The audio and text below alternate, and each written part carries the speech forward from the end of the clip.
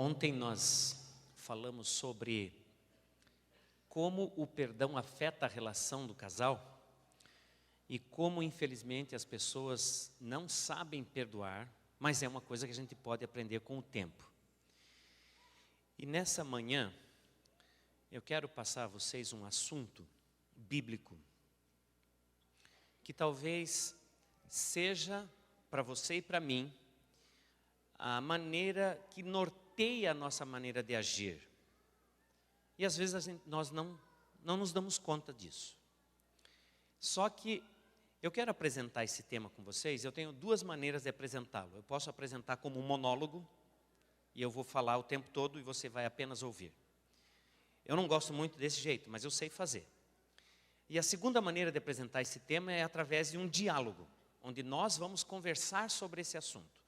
E aí eu quero perguntar para você, você quer a maneira 1 ou a maneira 2? 1 ou 2? 2, ok. Eu tenho que avisar que na maneira 2 eu sei quando começa, mas não sei quando termina. Ok? Então fique tranquilo que eu também vou ficar tranquilo. Esse tema eu chamo de valores do Éden. Que valores nós trouxemos do Éden para a nossa vida hoje? Por que valores do Éden? Nós vamos ver isso aí. Eu quero apresentar, para começar, uma série de fotografias que foram feitas na extremidade norte do nosso planeta. E quero que você veja comigo essas fotos que vão aparecer aqui. Você consegue identificar o que está aparecendo na tela? Consegue? É um iceberg. Só para você ter uma ideia, essa ponta do iceberg que você está vendo aí, tem cerca de 30 metros de altura. Ok? Mas é lógico que existe muito mais nesse iceberg, né? Então eu vou passar a foto número 2, é essa aqui, ó.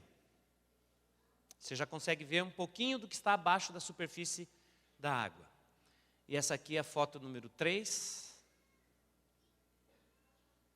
Percebe que é muito mais abaixo da superfície, né? E essa aqui é a foto número 4, mas ainda não é tudo. É o mesmo iceberg.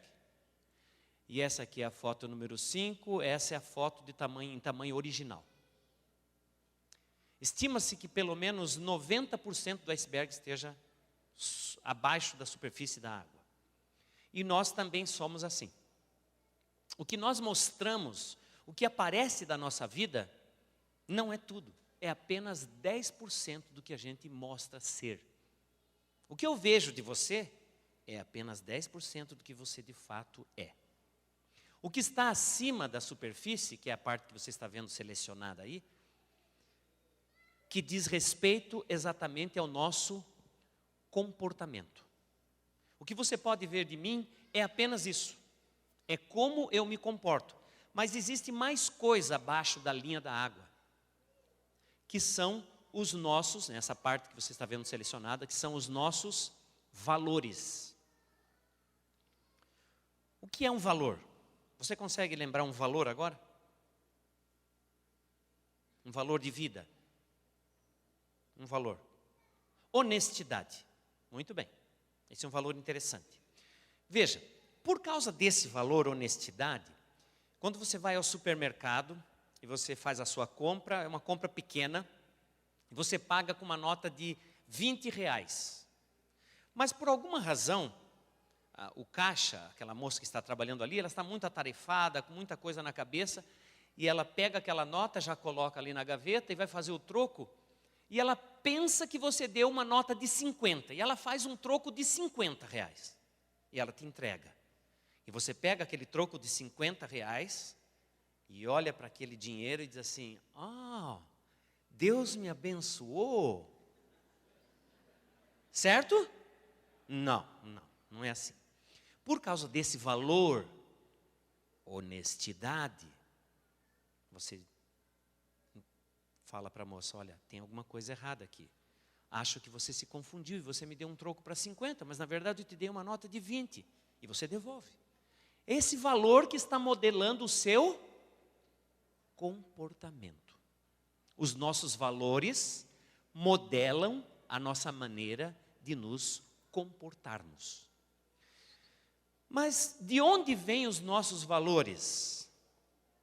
Os nossos valores vêm da última parte do iceberg que somos nós, e vai aparecer na tela agora, aquela parte que está selecionada um pouco abaixo, que é a nossa cosmovisão. O que é uma cosmovisão? Uma cosmovisão é a maneira como eu vejo, de onde eu vim, qual a minha origem, onde eu estou e o que eu estou fazendo aqui e para onde eu estou indo. A nossa cosmovisão orienta os nossos valores, que orientam o nosso comportamento. Vamos falar um pouquinho da cosmovisão adventista. Na cosmovisão adventista, de onde nós viemos? Nós viemos de Deus. Nós somos criados por Deus. E olha que coisa curiosa. Nós fomos criados por Deus para morar, para viver nesse planeta aqui. Esse planeta foi criado para ser a nossa casa. Ok? Nós fomos criados para viver aqui para quê? Qual o propósito da nossa existência? É uma pergunta. Para que nós somos criados? Para quê? Para adorar a Deus. Perfeito. Foi para isso que nós somos criados. Para adorar a Deus. E o camaleão foi criado para quê? Para adorar a Deus. Foi para isso que o camaleão foi criado. E a galinha foi criada para quê? Para adorar a Deus também, muito bem. A galinha foi criada para adorar a Deus. E a vaca? Também a mesma coisa. Cada mugido da vaca era para ser uma adoração a Deus. Perfeito. Você consegue perceber aí onde a gente vai parar com isso? Todas as criaturas de Deus foram criadas para adorá-lo. Nenhuma criatura de Deus foi criada para perder a vida. Entendeu por que todos os adventistas são vegetarianos? Você entendeu? Nós adventistas acreditamos que todos os seres vivos, todo ser que respira, louva a Deus. Tem um salmo lindo, o Salmo 19, que diz que até a criação inanimada de Deus faz adoração. O sol, a lua, as estrelas, tudo adora a Deus. Então nós fomos criados para adorar a Deus. E para onde nós estamos indo? Você sabe que um dia esse planeta mergulhou num estado de rebelião contra Deus.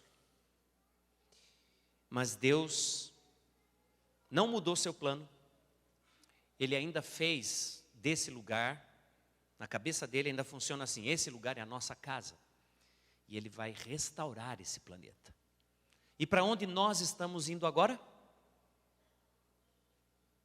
Já vimos de onde viemos, onde estamos e por que estamos aqui, e agora estamos pensando de para onde estamos indo. Para onde nós estamos indo? Para essa terra restaurada. E essa terra vai ser restaurada a algo exatamente como era lá, no Éden. Por isso, os mesmos valores que existiam no Éden são os nossos valores hoje. Pense um pouquinho. Qual foi a primeira coisa que Deus perdeu quando entrou o pecado nesse mundo, nesse planeta? Exatamente. A primeira coisa que Deus perdeu foram os dois lá, Adão e Eva. E sabe por onde Deus começa a restauração desse planeta? Pelo ser humano. Assim diz 2 Coríntios 5,17, se alguém está em Cristo, essa pessoa é uma nova criatura. A restauração desse planeta não começa pela retirada de todo o lixo que foi depositado em anos e anos de vivência dos seres humanos aqui. A restauração desse planeta começa pela restauração do ser humano. Quem está em Cristo agora é uma nova criatura. Ele está voltando aos valores do Éden. Os nossos valores são os mesmos valores do Éden. São esses que deveriam nortear o nosso comportamento hoje. Então, para esse mundo criado por Deus, há uma solução. E a solução é a restauração dele. E ele começa restaurando as famílias. Então você está vendo na tela agora como Deus faz essa restauração. Ele começou criando esse planeta maravilhoso para nós morarmos aqui. Começou criando a luz. Depois ele criou a separação entre as águas. Ele colocou vegetação nesse planeta. Ele colocou a separação entre as luzes e as trevas.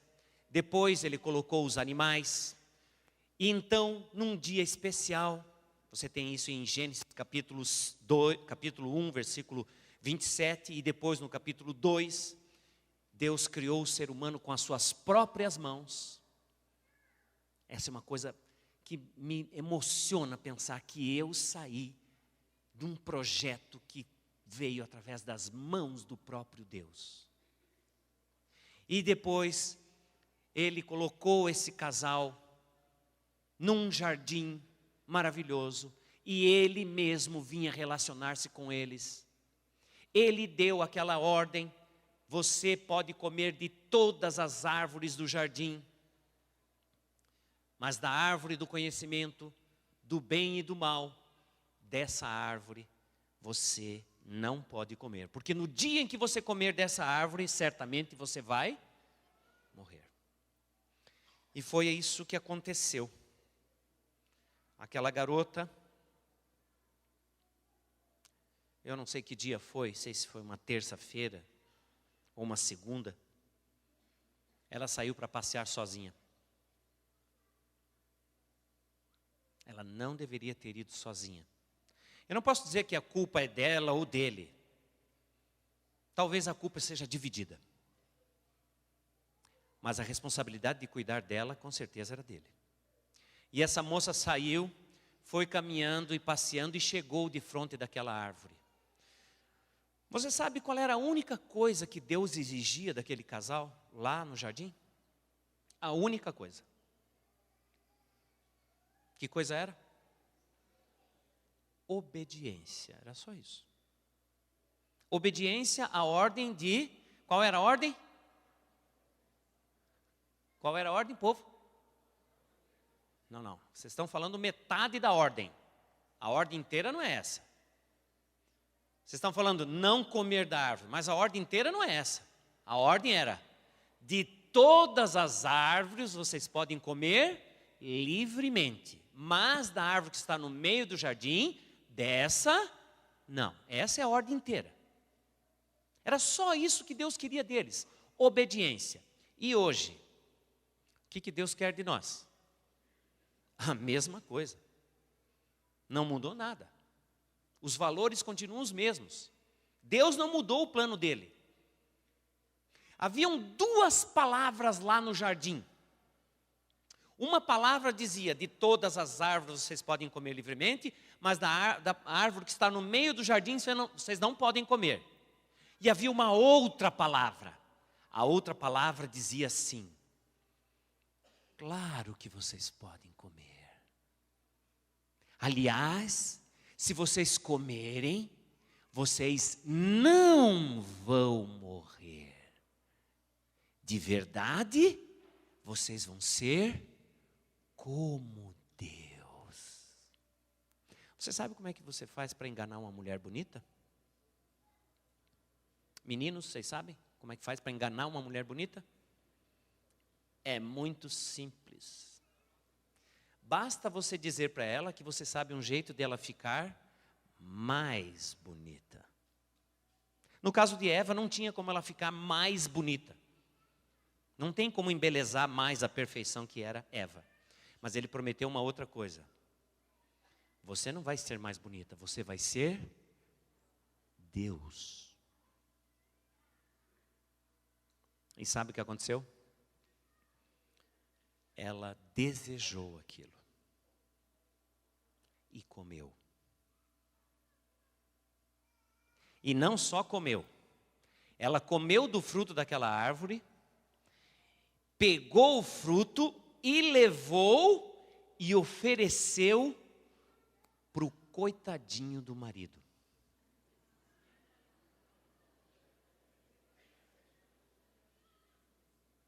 Eu não entendi a risada, não era uma piada. Coitadinho. Como não? Coitadinho.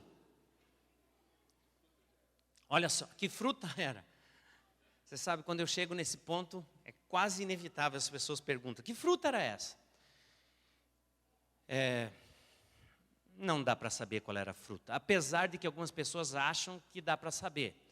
Em outro auditório que eu falei esse tema, uma pessoa me afirmou, não, dá para saber sim, está escrito na Bíblia. Eu falei, onde?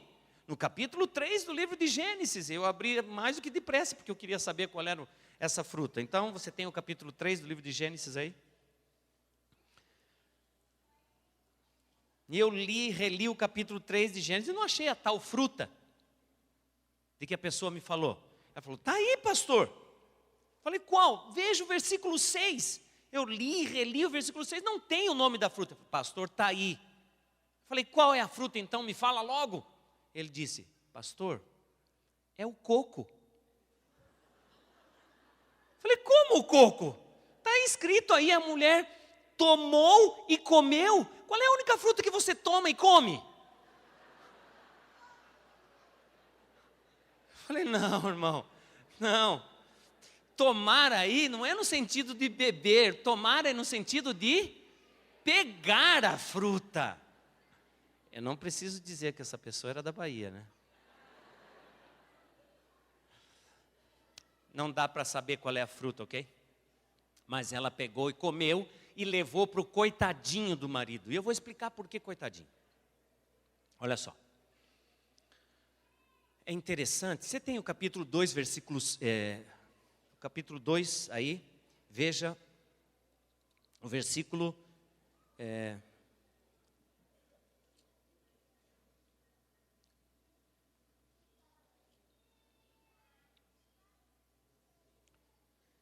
18, 2:18.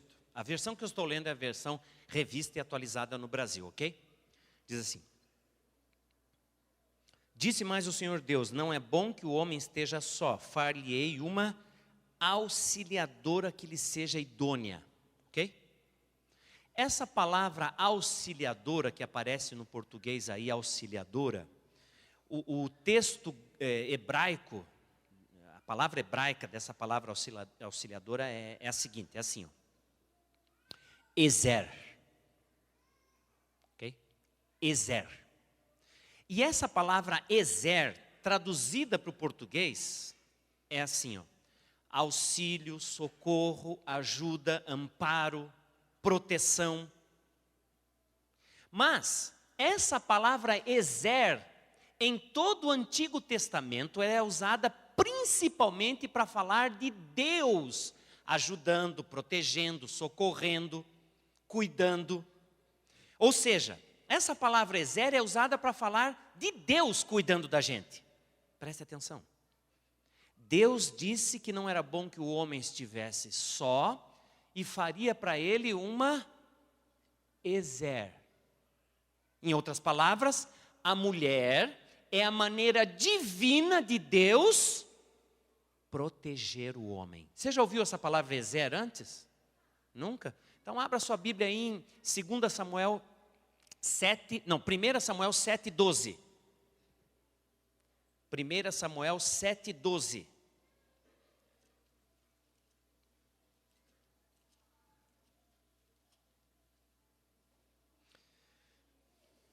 Assim, então tomou Samuel uma pedra e a pôs em Mispa e Sem, e lhe chamou, como chamou? Ebenezer. E disse, até aqui nos... Esse Ebenezer é a expressão até aqui nos ajudou o Senhor. Em todo o Antigo Testamento, essa palavra Ezer é para falar de Deus socorrendo. Vamos ver mais uma. Salmo 121. Salmo 121.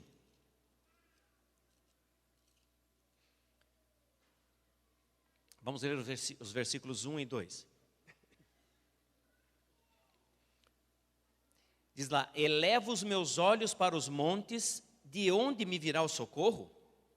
O meu socorro vem do Senhor que fez os céus e a terra. Sabe qual é a palavra ali em hebraico? Ezer. Em outras palavras, a mulher é a ajuda divina para cuidar do homem. Quem é o mais forte? É o que ajuda ou o que recebe ajuda? É o que ajuda. Quem é o mais forte, o homem ou a mulher? É a mulher. Então, quando ela pecou, ela foi lá e levou a fruta para o coitadinho.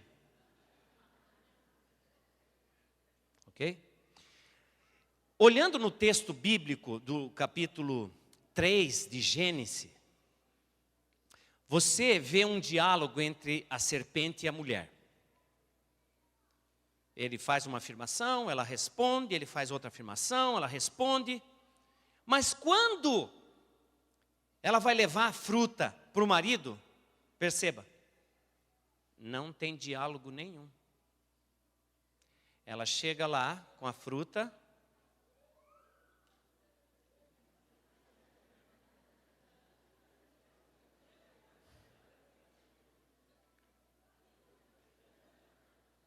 não tem conversa.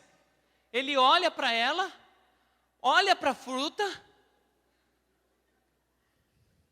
e aí o resto você sabe. Coitadinho. E é assim que nós homens somos. Não é à toa, o casamento não foi inventado sem querer. Deus não estava desocupado e de repente pensou que duas pessoas era melhor do que uma. Deus fez o homem com essa necessidade de uma pessoa que o protegesse e cuidasse dele. Espiritualmente falando. A mulher é a ajuda que Deus criou para cuidar do homem. Dizem por aí que a mulher é o sexo frágil. Não é não. O frágil é o homem mesmo. E Deus fez a mulher para ser uma fortaleza para o homem. Sequer nós estamos engatinhando nesse conhecimento. Mas o fato é que todas as vezes em que Deus fez algo grande nesse planeta, Ele precisou de mulheres. Preste atenção. A mulher é a ajuda que Deus pensou para o homem. Então, quando ela chegou em frente àquela árvore, ela tinha que tomar uma escolha. A visão que Eva teve naquele dia, e a decisão e a escolha que ela teve que tomar diante da árvore do conhecimento do bem e do mal, e você está vendo na tela agora, uma árvore com uma serpente pendurada ali, e foi isso que ela viu. Nesse momento em que ela tomou a decisão de não obedecer a palavra de Deus e obedecer a palavra da serpente, esse nosso mundo entrou num colapso. O texto diz ali, esta árvore for especialmente designada por Deus para ser a garantia de sua obediência, fé e amor nele. O Senhor disse que podiam comer livremente de todas as árvores do jardim, exceto daquela, pois se dela comessem, certamente morreriam. Os anjos previamente avisaram Adão e Eva para que não se separasse do marido em suas ocupações, pois podia ser levada a um contato com esse inimigo caído.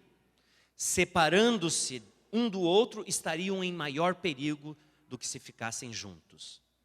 Deus não permitiria que Satanás seguisse o santo par com contínuas tentações. Poderia ele ter acesso apenas na árvore do conhecimento do bem e do mal. Só ali Satanás podia tentá-los. Ela então colheu para si do fruto e comeu. E, veja a palavra que aparece. Imaginou. Ela apenas imaginou. Não estava acontecendo nada. Mas ela imaginou sentir o poder de uma nova e elevada existência como resultado da exaltadora influência do fruto proibido. Ela estava apenas confiando nos seus, ontem nós falamos, nos seus sentimentos. Por isso que uma mulher com cartão de crédito cheia de sentimentos é uma pessoa muito difícil de ser controlada. E ela foi, confiou nos seus sentimentos. Agora veja essa expressão. Tão logo Eva desobedeceu, tornou-se um poderoso agente para ocasionar a ruína do esposo. Qual foi a palavra que eu usei para descrever o marido? Entendeu? Eva, de fato, se tornou no mais poderoso agente. Deus instruíra os nossos primeiros pais quanto à árvore do conhecimento. E eles foram plenamente informados da queda de Satanás e do perigo de ouvirem as suas sugestões.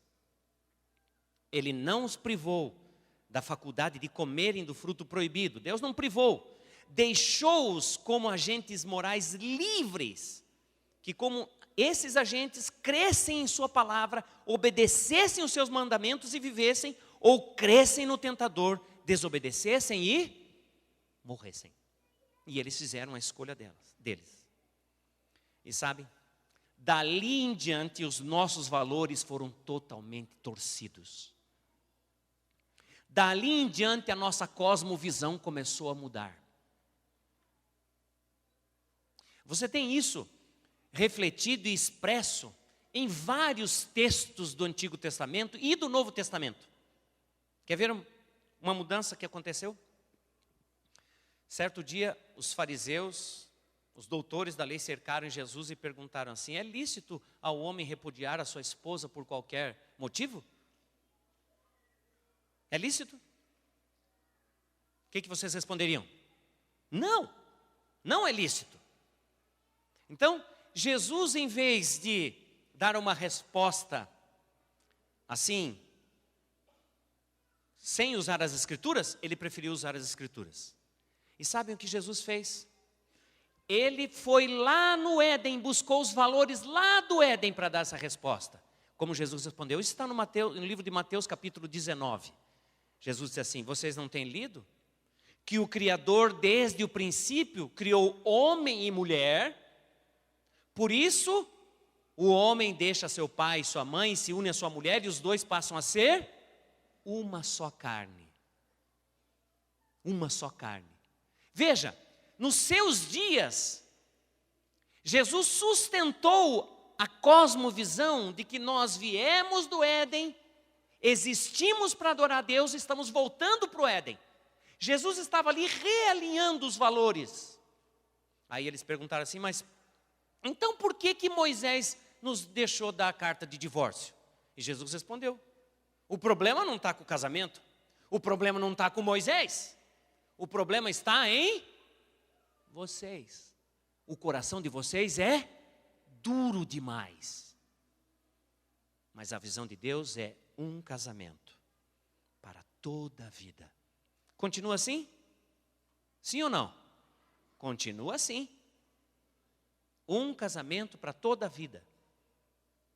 Esse é um valor que veio do Éden e continua valendo, ainda hoje. E continua norteando o nosso comportamento por causa da nossa cosmovisão bíblica restauracionista. Por isso que nós, adventistas, cremos que o casamento é um só. Do jeito que Deus fez lá no Éden. Agora, Satanás, não contente em arruinar a família humana, fazendo-os se rebelar contra Deus, ele foi mais adiante. E o texto que eu vou apresentar para vocês agora, que vocês vão ver aqui, quando eu o conheci, eu me assustei, porque eu nunca havia pensado, nem visto uma coisa tão elaborada assim. Mas algum tempo depois eu vi isso na literatura secular. E o que vocês vão ver agora é um trechinho da revelação. Eu vou colocar o texto aqui na tela. Olha só. Satanás reuniu os anjos caídos a fim de inventar algum meio de fazer o máximo de mal possível à família humana. Então ele reuniu esses anjos e queria fazer uma coisa só. O que era? O máximo de mal possível à família humana. Então, os anjos, um a um, apresentaram uma proposta. Foi apresentada proposta sobre proposta, até que finalmente Satanás mesmo imaginou um plano. Cada anjo veio e deu uma opinião. Mas ele disse, não, isso aí é fraco, isso aí não vale a pena. E foi ouvindo, até que ele teve uma ideia. Que ideia ele teve? Olha só. Ele tomaria do fruto da vide, também do trigo e outras coisas dadas por Deus para serem nosso alimento, e converteria essas coisas em venenos, venenos que arruinariam as faculdades físicas, mentais e morais do homem, dominariam de tal maneira os sentidos, que ele teria sobre eles, olha a expressão, inteiro controle. Do que está falando esse texto aqui? Olhe para ele e perceba, do que esse texto está falando? É de doença? É de doença, gente? Não. É de saúde? Não. Qual é o assunto aqui? Não é alimentação. Ó, olha o assunto aqui, ó. Controle. Ele quer ter sobre nós controle. Como que ele faria isso? Transformando as comidas que Deus nos deu em venenos. Quando você ouve a palavra veneno, o que vem na tua mente? Primeira coisa que vem na sua mente quando você ouve essa palavra veneno. Morte, né? Só que quando você lê os escritos inspirados para a igreja, a palavra veneno não tem nada a ver com morte. Tem a ver com vício. Quando Ellen White usa a palavra veneno, ela está falando de vício. E quando é uma coisa que você toma e morre, sabe qual a palavra que ela usa? Alguém sabe? Remédio. Sim, porque os remédios usados na época dela eram literalmente venenos. Quais venenos eram usados? Mercúrio, tártaro emético, calomelano. Sabe o que acontece se você tomar essa coisa? Você morre. E nos dias dela eram remédios. Só que nesse texto ela fala que Satanás transformou as coisas que Deus deu em venenos. Para quê? Por que ele fez isso? Veja a outra parte do texto. Diz assim: mediante o apetite pervertido, o mundo inteiro seria corrompido. Olha, se tem um país no mundo que sabe a estreita relação entre alimento que não presta e corrupção, é esse país aqui. Porque tudo que é feito lá, que não pode nem se comentar, eles têm que fazer CPI para descobrir, tudo que eles falam lá, no final acaba em... Percebe?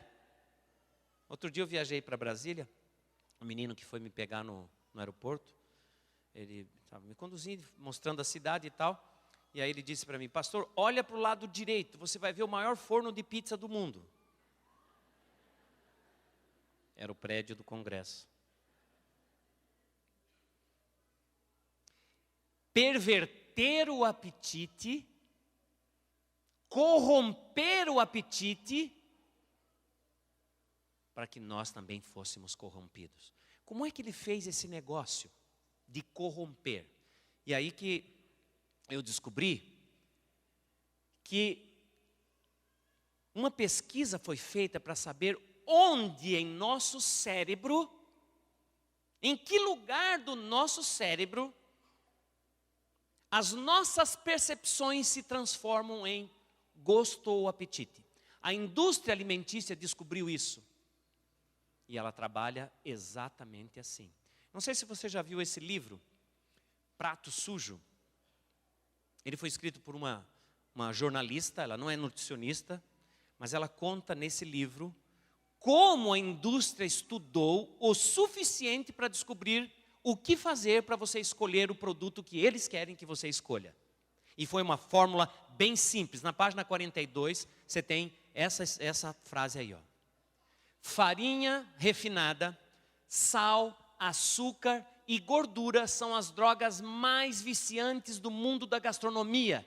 E elas estão por toda parte. Como foi que Satanás transformou as comidas que Deus nos deu em venenos?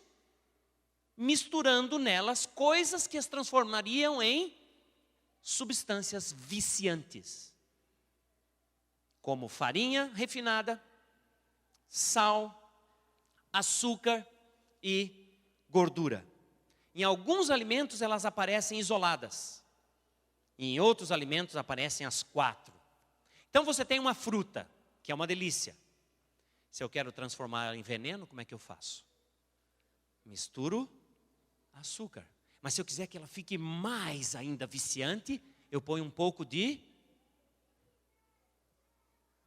gordura. E se eu misturo gordura, fruta e açúcar e coloco para gelar, o que que sai?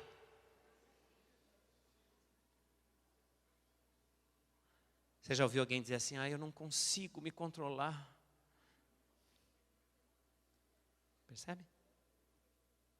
Você consegue ver uma pessoa sentada em frente a uma televisão com um pote de gordura vegetal hidrogenada e comendo?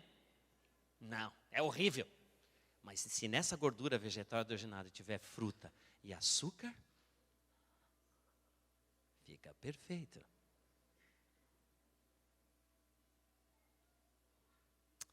Parece uma piada, né? Mas é exatamente isso que está acontecendo. Nós estamos sendo conduzidos a uma rebelião velada contra Deus, quando Ele está nos envenenando, tirando de nós o que Deus nos deu naturalmente e colocando em nós um gosto pervertido contra o Criador. E nós pagamos isso mudando a nossa maneira de pensar. Veja, nós fomos criados para gostar disso aqui, ó. Vai aparecer na tela agora. Fomos criados para gostar disso aqui, ó. É do pastor nem tanto, só a Jaqueline. Põe na tela para mim. Nós somos criados para gostar disso aqui, ó. Mas nós estamos aprendendo a gostar disso aqui, ó. Aqui tem água? Com certeza. No teu vaso sanitário também. Só que você não toma aquela água de lá. Mas daqui você toma. Aquela água do vaso sanitário pode te matar. Essa aqui não. Essa não te mata. Essa aqui faz de você um viciado. E qual o problema de você ser viciado nessas coisas? O problema é que você perde a tua capacidade de pensar e agir livremente. Veja, a Época perguntou em 2 de maio de 2011, açúcar mata? E olha como é que eles colocaram assim. Não sei se você consegue ver. Esse aqui tem um montinho pequenininho que um brasileiro come de açúcar por dia, 172 gramas. Aqui um montinho maior, 1,2 kg, é o que um brasileiro come por semana. Isso aqui, 5,1 kg, é o que um brasileiro come por mês. E você consegue ver um carrinho de mão aqui? Isso aqui é o que um brasileiro come por ano. Sabe quantos brasileiros comem? Quase 63 quilos de açúcar por ano, na média. Sabe quantos americanos comem? 72 quilos. Mas não se preocupe, nós estamos chegando lá. Nós estamos quase conseguindo, nós vamos chegar lá. E olha, a matéria diz assim, ó. Esse pó branco também mata. Eu coloquei do lado aqui para colocar o texto que aparece lá dentro. O jeito, veja essa expressão, perceba essa expressão. O jeito de conciliar prazer e vida saudável, dizem os médicos, olha a expressão, cair em tentação. Bom, tentação é coisa de quem? Mas você tem que cair em tentação só de vez em quando. Só um pouquinho. Mas, no caso do açúcar, uma corrente médica afirma que nem moderação resolve. Açúcar é veneno. Deveria ser considerado tão ruim e viciante quanto cigarro e álcool. Então você coloca açúcar num alimento que Deus deu, ele vira veneno. Vira veneno. Não é Ellen White dizendo não, hein? Olha só. Depois a época perguntou, gordura vicia? Uau, se vicia. Comer mal é um vício ou tem uma escolha? Não parece de novo uma frase religiosa? Livre-arbítrio. Um estudo demonstrou que gordura cria dependência como cocaína ou heroína. Você fica viciado em gordura, assim como uma pessoa fica viciada em cocaína ou heroína. E não é só isso. Olha só o que descobriram. Lanche para criança tem 70% do limite diário de sal. E se fosse só o lanche da criança, né? Tudo bem. Olha só. O problema, esses lanches contêm, por exemplo, 70%. Alta concentração de gordura trans responsável pelo aumento do colesterol. E o resultado dessa superexposição das crianças a essa forma de alimentação, o desenvolvimento precoce de doenças como hipertensão, arteriosclerose e obesidade. No final das contas, diabetes. É isso que está acontecendo. Nós estamos falando de doença, gente? É disso que nós estamos falando? Não. Do que nós estamos falando? Controle. Porque em um certo momento da sua vida, quando você estiver com osteoporose, com obesidade, com diabetes, arteriosclerose, sabe o que você vai fazer? Você vai ao médico e o médico vai dizer assim, você tem que tomar esse remédio para o resto da sua vida. O que é isso? Controle. Isso é controle. E o que é mais problemático ainda é que essa situação tende a piorar. Olha só o que descobriram. Pai gordo, filho obeso e neto acima do peso. E olha, não tem nada a ver com genética. Não tem nada a ver com genética. A matéria traz essa foto aqui no centro da revista. Família engorda unida. E descobriram por quê. O hábito de comer fast food era uma coisa que as famílias brasileiras faziam de vez em quando. Agora virou comida de todo dia. E se você olhar bem nessa foto, você vê aqui, começa pelo pai, passa pela mamãe, pelo filhinho, e ó, quem não escapa? Por que as pessoas engordam? A matéria diz assim, ó, a maioria das pessoas engorda pela simples combinação de sedentarismo e erros alimentares. E o que é problema? O problema é que quando um dos pais é obeso, o risco do filho ser gordo é de 40%. Mas se pai e mãe forem obesos, o índice sobe para 80%. O risco da criança ser obesa. Como isso está aumentando no Brasil, é uma coisa alarmante. Hoje já chegou à conclusão que mais de 50% das pessoas no Brasil estão acima do peso. Quer ver uma coisa curiosa nas Escrituras? Eu tenho aqui o livro de Levítico. Eu coloquei um texto aqui para você ver comigo, olha só. Deus disse assim, estatuto perpétuo será durante as vossas gerações, em todas as vossas moradas. Guarda essa palavra aqui, perpétuo. Gordura nenhuma jamais comereis. Deus disse assim, nunca coma gordura. Agora olha essa matéria que saiu na Super Interessante. A Super Interessante de maio de 2011. Essa matéria aqui saiu naquela revista porque fala daquele incidente que houve no Rio de Janeiro. Um menino entrou atirando numa escola, lembram?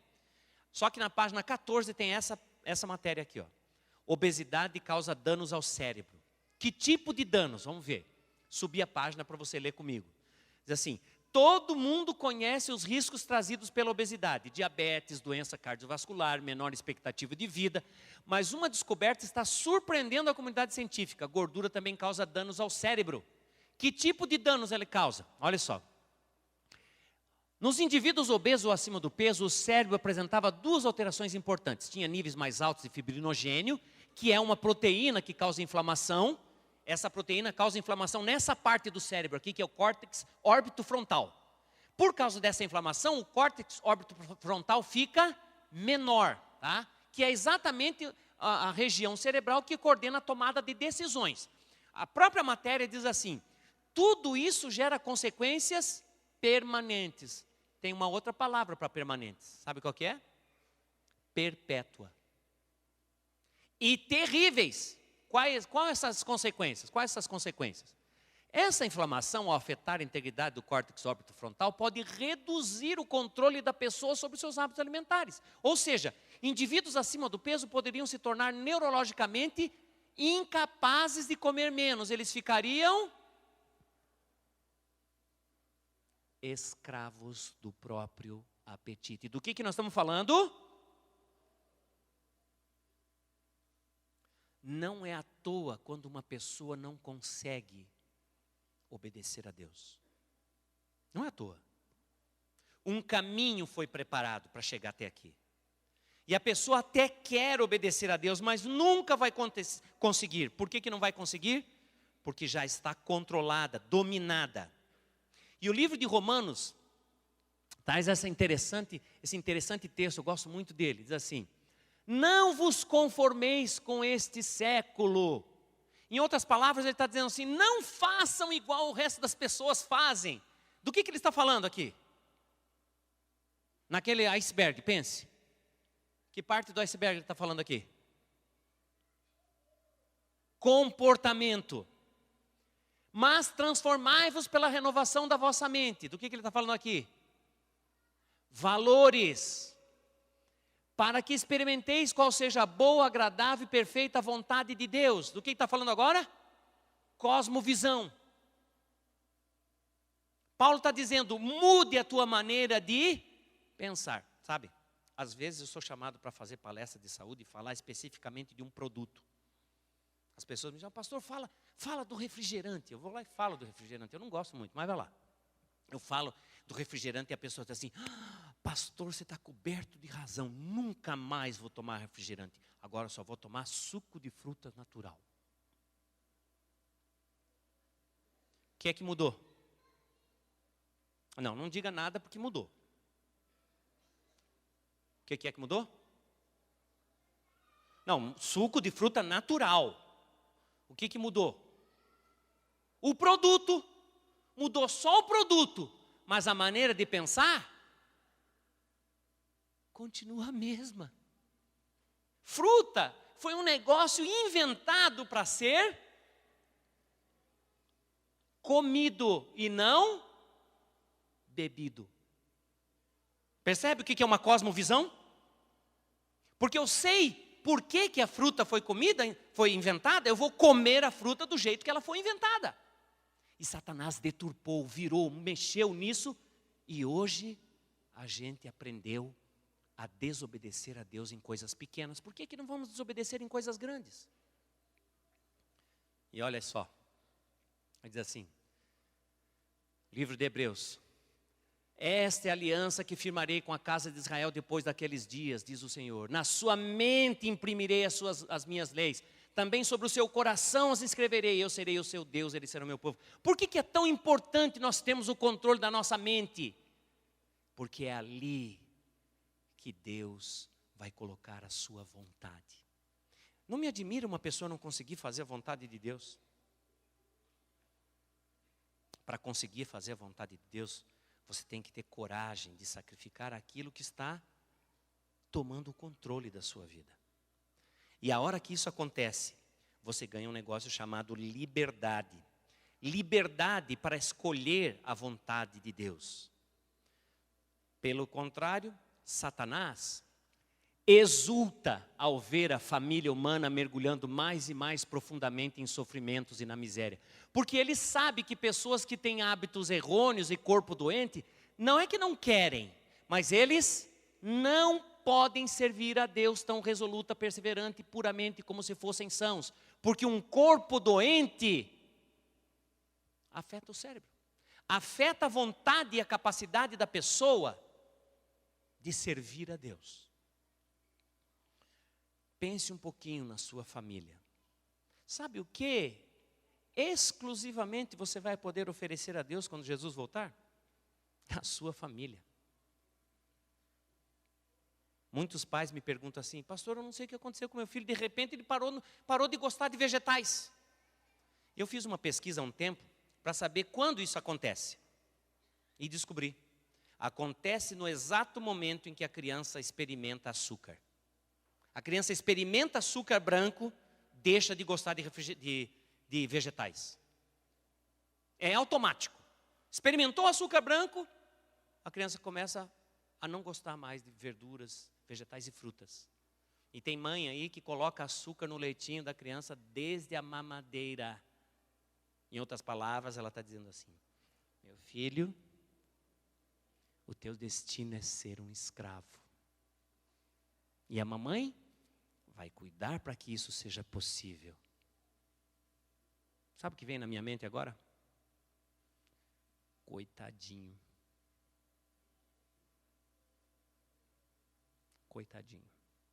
Sabem, amigos, Deus imaginou um meio de colocar sobre nós uma redoma, igual essa que está aparecendo na tela aqui. Deus imaginou um meio de colocar em volta da gente uma redoma, uma proteção, um escudo, para nos blindar contra o ataque de Satanás. Casamento, reforma de saúde, para nos devolver o poder de escolha. O que Deus quer que nós escolhamos hoje é voltar lá na nossa origem, lá no Éden, os mesmos valores. Deus está nos conduzindo de volta para esse lugar. A Bíblia chama esse lugar de o lindo país. É onde Deus quer te receber. É onde Deus quer receber a tua família para sempre.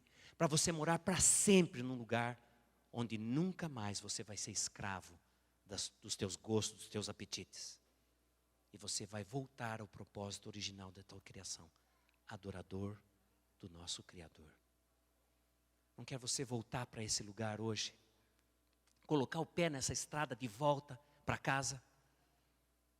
Quando nós vamos cantar agora, nós vamos cantar agora o hino final. Eu posso dizer o número já? 571 do nosso inário. Enquanto nós estivermos cantando essa música, pense em colocar os seus pés no caminho que leva de volta a esse lindo país, onde Deus vai ter o prazer de te abraçar e morar com você para sempre.